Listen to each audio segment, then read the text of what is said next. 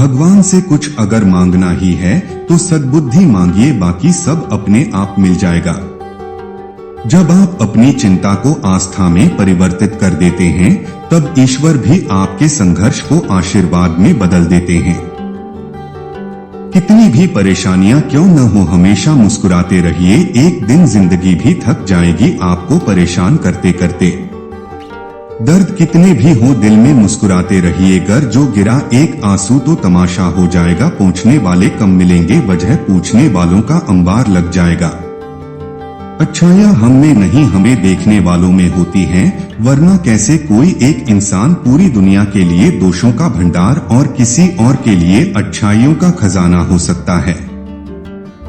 अच्छाइयाँ हम में नहीं, हमें देखने वालों में होती हैं, वरना कैसे कोई एक इंसान पूरी दुनिया के लिए दोषों का भंडार और किसी और के लिए अच्छाइयों का खजाना हो सकता है। हम में हमेशा अथाह शक्ति और संभावनाएं होती हैं, इसलिए अपनी सफलता बनाए रखने के लिए स्वयं में सुधार करते रहना चाहिए और अपनी योग्यता बढ़ाने की दिशा में बढ़ते रहना चाहिए। जब परिस्थितियों पर अपना नियंत्रण न हो तब हार मानना समझदारी नहीं है। इस प्रकार तो आप सब कुछ खो बैठेंगे। संभावनाएं कभी खत्म नहीं होती, प्रयास नहीं छोड़ने चाहिए। कोई इंसान जब बुरी भावना से कोई कर्म करता है तो दुख उसका वैसे ही पीछा करता है। जैसे बैलगाड़ी के पहिए बैल के कदमों का पीछा करते हैं। श्रेष्ठ वही है जिसमें दृढ़ता हो पर जिद नहीं, वाणी हो पर कटु नहीं, दया हो पर कमजोरी नहीं, ज्ञान हो पर अहंकार नहीं। जिंदगी चित्र की तरह है, आशाओं से रेखाएं खींचो, सहनशीलता से गलतियां मिटा दो, सब्र में ब्रश को भिगो लो और प्यार के रंग से रंग दो। परखो तो कोई अपना नहीं, समझो तो कोई पराया नहीं। दुख से भरी इस दुनिया में वास्तविक संपत्ति धन नहीं बल्कि दुआएं और संतुष्टता है। कमाई की परिभाषा सिर्फ धन से ही तय नहीं होती, तजुर्बा, रिश्ते, प्रेम, सम्मान, सबक सब कमाई के ही रूप हैं। कभी अकेला चलना पड़े तो डरना मत, क्योंकि श्मशान, शिखर और सिंहासन पर आदमी अकेला ही होता है। सरल स्वभाव वाले व्यक्ति को कमजोर समझने की भूल नहीं करनी चाहिए। सरलता उसका संस्कार है, कमजोरी नहीं। काम के कच्चे और शंकाग्रस्त लोग सच्चे सुख में भी दुख भोगते हैं। जब परिस्थिति बदलना हमारे वश में ना हो, उस समय मन की स्थिति को बदल के देखिए। सब कुछ तो नहीं मगर बहुत कुछ आपके अनुरूप हो जाएगा। एक तथ्य यह भी है कि इतिहास से केवल शिक्षा ली जाती है, परंतु निर्णय वर्तमान की परिस्थितियों को देखते हुए लेने पड़ते हैं। कोई कितना भी सुंदर, बुद्धिमान, शक्तिशाली या गतिशील क्यों ना हो, हम उस व्यक्ति की ओर तभी आकर्षित होंगे जब वो व्यक्ति सच्चा और वास्तविक हो। अहंकार किस बात का करूं मैं, आज तक जो हुआ है सब आप ही की तो मर्जी है। कृष्ण परमात्मा सदा आपके साथ है, इस सत्य को किसी काल में मत भूलो। प्रभु को साथ जानने का भाव तुम्हें निर्भय और निष्पाप बनाने में मददगार होगा। यह संकल्प नहीं है, सत्य है। भगवान हमेशा सबके साथ हाजिर है। विश्वास का उत्तम उदाहरण अर्थात अर्जुन ने 10 लाख की सेना का त्याग करके प्रभु श्री कृष्ण को चुना। हमें अपनी गलतियों की सजा तुरंत भले न मिले पर समय के साथ कभी न कभी अवश्य मिलती है। तिरस्कार और अपमान बार बार यदि अपनों से मिले तो शब्दों का विवाद उचित नहीं, वहां से निकल जाना ही उचित है। भगवान हमें इस संसार में कितना निश्चिंत करके भेजते हैं कि ना आते समय कुछ लाना पड़ता है, ना जाते समय कुछ ले जाना पड़ता है। बस आपका कर्म और हरि का लिया हुआ नाम आपके साथ चलता है। गंगा में वही पाप धुलते हैं जो गलती से हो जाए। योजना बनाकर किए गए पाप यमराज के पास ही धुलेंगे। कृष्ण भक्ति में दुखी होने का प्रश्न ही नहीं है।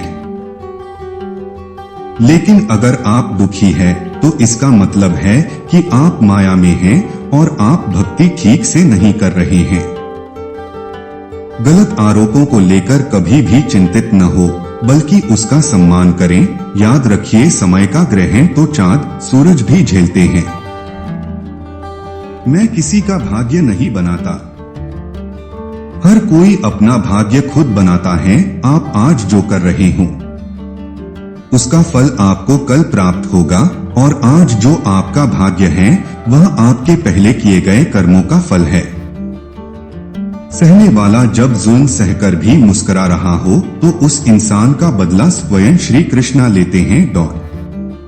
जिस दिन से आपने दूसरों की गलती को ढूंढना छोड़ दिया, समझो उस दिन से आपने शांति का एहसास करना शुरू कर दिया। मोह इतना न करे कि बुराइयां छिप जाएं, और घृणा इतनी न करे कि अच्छाइयां देख ही न पाए। मन खराब हो तब भी खराब शब्द न बोलें। बाद में मन सही हो सकता है, लेकिन बोले गए शब्द नहीं। जब तक मनुष्य की बुद्धि में मोह रहता है, तब तक मनुष्य को किसी भी चीज पाने की चाह और खोने का भय बना रहता है। परंतु मोह का अंत होने से मनुष्य द्वंद्वों से मुक्त होकर वास्तविक जीवन का आनंद ले पाता है। समय यही सिखाता है कि जिंदगी किसी का इंतजार नहीं करती और न ही किसी के लिए रुक सकती है। उदय किसी का भी अचानक नहीं होता। सूर्य भी धीरे धीरे निकलता है और ऊपर उठता है। धैर्य और तपस्या जिसमें है वही संसार को प्रकाशित कर सकता है।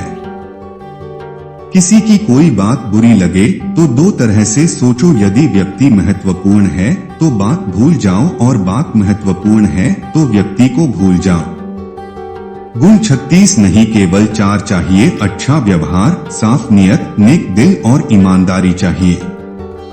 अभिमान नहीं होना चाहिए कि मुझे किसी की जरूरत नहीं पड़ेगी, और यह वहम भी नहीं होना चाहिए कि सभी को मेरी जरूरत पड़ेगी।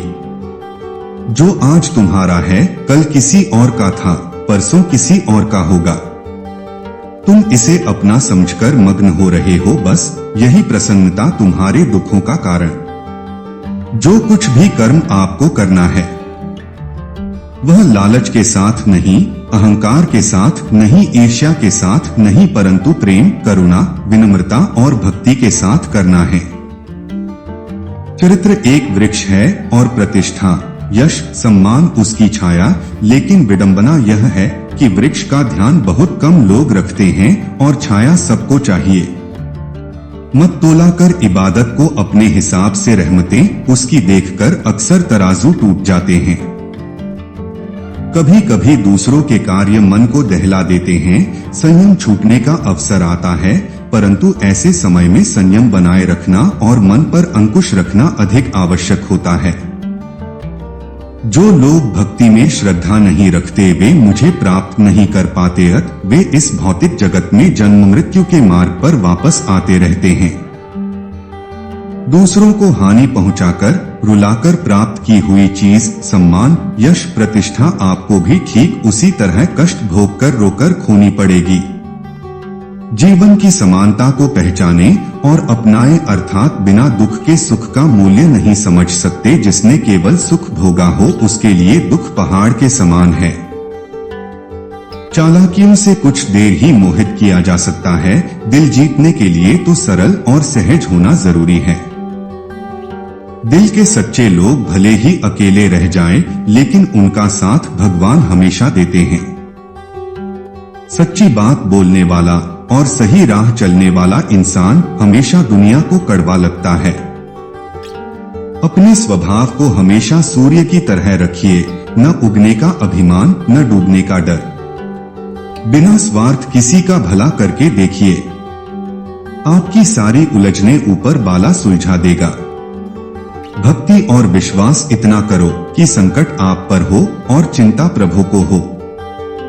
निर्णय वही उत्तम होते हैं जो केवल स्वयं के हित नहीं अपितु अन्य की भावनाओं का विचार करके लिए जाएं। हद से ज्यादा सीधा साधा होना ठीक नहीं है, क्योंकि जंगल में सबसे पहले सीधे पेड़ों को काटा जाता है। साधारणतया आम आदमी को पता ही नहीं है कि जीवन में उसका लक्ष्य क्या है। सुख यदि उसका लक्ष्य है तो दिशा गलत है, दिशा भी ठीक है तो तरीका गलत है। बिन गुरु के और गुरु उपदेश का आदर किए बगैर कल्याण संभव नहीं। जीव के दुख का कारण ईश्वर से अपने संबंध का विस्मरण होना है। कृष्ण भाव नाभावित व्यक्ति कभी भी इंद्रियों के कार्यों से प्रभावित नहीं होता। वह भगवत सेवा के अतिरिक्त कोई दूसरा कार्य नहीं कर सकता, क्योंकि उसे ज्ञात है कि वह भगवान का शाश्वत दास है। अगर आप कृष्ण की भक्ति करते हैं, कृष्ण से प्रेम करते हैं, तो समझिए कि आपने कृष्ण को नहीं बल्कि कृष्ण ने आपको अपनी भक्ति करने के लिए, स्वयं से प्रेम करने के लिए चुना है, क्योंकि उनकी इच्छा के बिना तो कोई भी उनकी भक्ति नहीं कर सकता। अगर ऐसा है तो आप भाग्यशाली हैं। भक्ति में लगे बिना केवल समस्त कर्मों का परित्याग करने से कोई सुखी नहीं बन सकता, परंतु भक्ति में लगा हुआ विचारवान व्यक्ति शीघ्र ही परमेश्वर को प्राप्त कर लेता है। भक्ति में लगे बिना केवल समस्त कर्मों का परित्याग करने से कोई सुखी नहीं बन सकता, परंतु भक्ति में लगा हुआ विचारवान व्यक्ति शीघ्र ही परमेश्वर को प्राप्त कर लेता है। अगर आप धर्म और भक्ति के मार्ग पर आगे बढ़ना चाहते हैं तो सत्संग को सबसे महत्वपूर्ण स्थान दीजिए, क्योंकि भक्ति अकेले नहीं होती, सत्संग से भक्ति करने में सहायता और प्रेरणा मिलती है।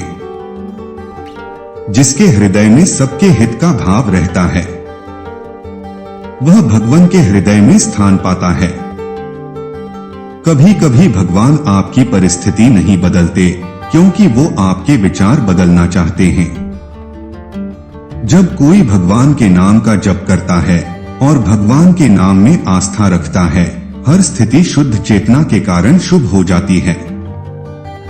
सबसे बड़ा दानी कंजूस व्यक्ति होता है, वो सारी दौलत दूसरों के लिए छोड़कर चला जाता है। संन्यास तभी पूर्ण माना जाता है जब यह ज्ञात हो कि संसार की प्रत्येक वस्तु भगवान की है और कोई किसी भी वस्तु का स्वामित्व ग्रहण नहीं कर सकता।